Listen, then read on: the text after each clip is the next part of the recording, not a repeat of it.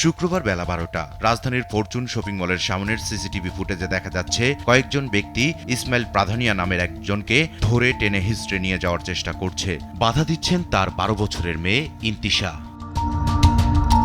মেয়ের চিৎকারে ছুটে আসেন আশপাশের মানুষ। কিছুক্ষণের মধ্যেই ঘটনাস্থলে আসে পুলিশ, ধরে নিয়ে যায় ইসমাইল প্রাধানিয়াকে। ধস্তাধস্তির সময় পাশে সিকিউরিটি গার্ড উপস্থিত থাকলেও কোনো ভূমিকা ছিল না তাদের। কাউকে না চেনার কথাও জানান তারা। এই লোকটা এদিক থেকে আইলো, আচ্ছা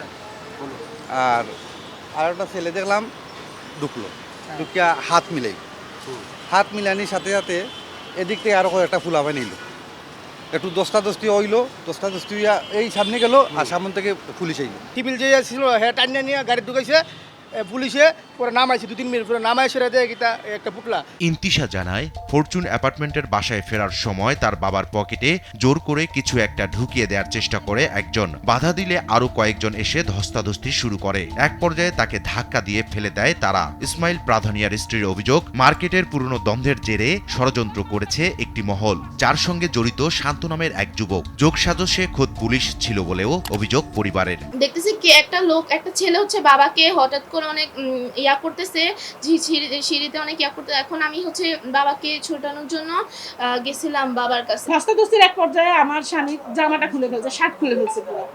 তারপর ওই ছেলেগুলো ওইখানে উপস্থিত ছিল, ফুটেজে দেখলাম। পুলিশও আসলো, যে শান্ত যে ছেলেটা প্রথম থেকে ধস্তাধস্তি করতেছিল সে পুলিশের পাশে দাঁড় হাত ঝাড়তেছে। এদিকে পুলিশ বলছে ঘটনার তদন্তে নেমেছে আইনশৃঙ্খলা রক্ষাকারী বাহিনী। গঠন করা হয়েছে 7 সদস্যের তদন্ত কমিটিও। পুলিশের কেউ জড়িত থাকলে কঠোর ব্যবস্থা নেয়ার কথা জানান রমনা জোনের উপপুলিশ কমিশনার। আমরা এটি যাচাই করে দেখব যে তাদের তার পকেটে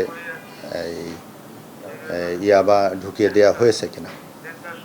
আর যদি এরকম ঘটনা ঘটে থাকে যে তার পকেটে ইয়াবা ঢোকানো হয়েছে, তাহলে যারা ঢুকিয়েছে তাদের বিরুদ্ধে আইনগত ব্যবস্থা গ্রহণ করা হবে। ইয়াবা পাওয়ার অভিযোগের পাশাপাশি আগের চাঁদাবাজির একটি মামলায় ইসমাইল প্রাধানিয়াকে পাঠানো হয় কারাগারে। তার বিরুদ্ধে রয়েছে জুলাইয়ের একাধিক হত্যা মামলাও, যদিও পরিবারের অভিযোগ ষড়যন্ত্র করেই দেয়া হয়েছে এসব মামলা। ইকবাল অনিক, দেশ টিভি, ঢাকা।